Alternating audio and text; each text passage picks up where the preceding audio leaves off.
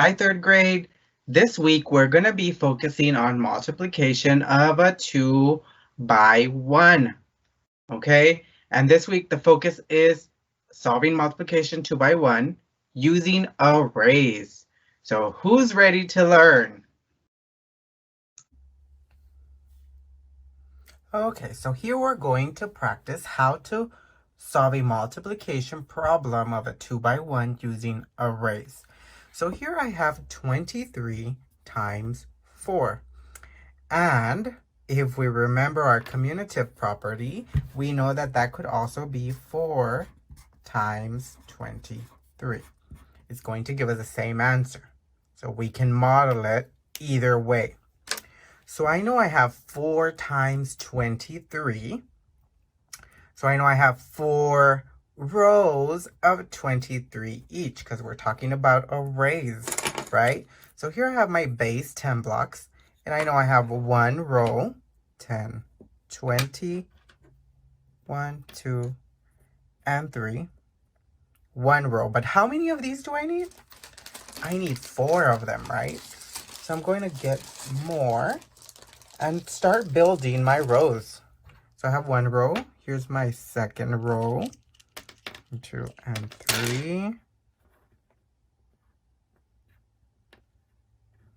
My third row.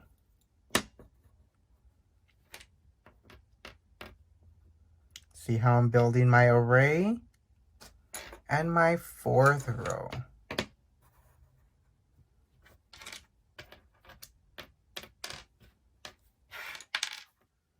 So here I have my array for my multiplication problem that I have. So I have 4 rows, and there's 23 in each row because it's 10, 20, 1, 2, and 3.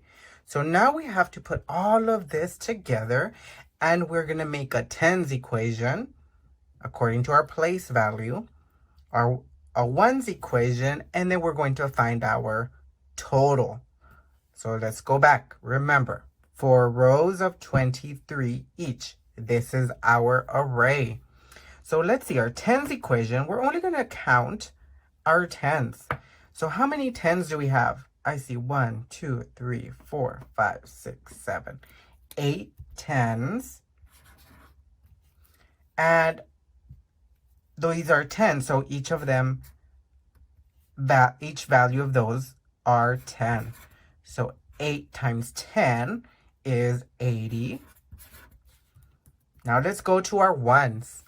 How many ones do we have? 1, 2, 3, 4, 5, 6, 7, 8, 9, 10, 11, 12 ones. And each of those is valued at 1. So we know 12 times 1 is 12. So now we can have our total. Now we can look for our total. And that's going to be, we're going to add up these. 80 plus 12. And what's 80 plus 12? I know that 80 plus 10 is 90, plus 2 is 92. And this is our problem. This is our solution to our problem up here. Now, if you do not have your base 10 blocks, remember, you can always draw these. And I'm going to show you. So I'm going to move these, and I'm just going to put them up here, just so we can still see them. But now we're going to represent them by using a drawing. So here, how many tens did I have? I'm going to represent these with just long rods. And these are my tens. These are my tens. And now I'm going to represent the ones. And the ones, I'm going to represent them with little squares. And it's 23 because 10 and 10 is 20 and the 3. So remember, if you don't have your base 10 blocks, you can always draw them to help you build your array.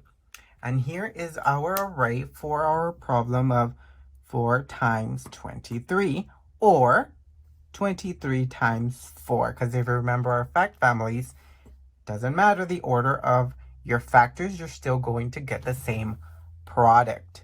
So now it's going to be your turn to practice. This week, we're going to show how we're going to practice using arrays in our Seesaw activities. And remember, if you need help at any time, remember to reach out to your teachers. See you next time.